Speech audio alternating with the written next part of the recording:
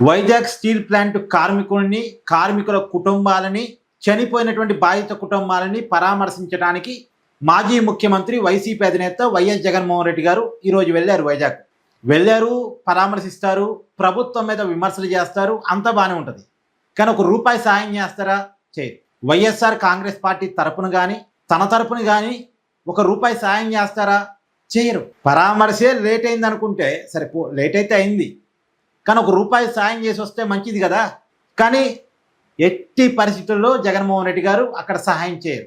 అదే గతంలో ఏదైనా ఉపద్రవాలు జరిగినప్పుడు టీడీపీ వాళ్ళు ఎన్టీఆర్ ట్రస్ట్ నుంచి బాధితులకు ఎంతో కొంత సహాయం చేస్తుండేవాళ్ళు. కానీ ఇక్కడ జగన్ మాత్రం ఎలాంటి సహాయం చేయరు. మన ప్రభుత్వం వచ్చిన తర్వాత చేస్తానని చెప్పడం తప్ప, అంటే ప్రభుత్వం డబ్బులు ఇస్తానని చెప్పడం తప్ప, తన చేతుల్లో నుంచి కానీ తన పార్టీ నిధి నుంచి కానీ ఒక రూపాయి సహాయం కూడా చేయరు. జగన్ ఈ ఆలోచన మార్చుకోవాలి. కొంత పార్టీ తరపున సహాయం చేయడం నేర్చుకోవాలి.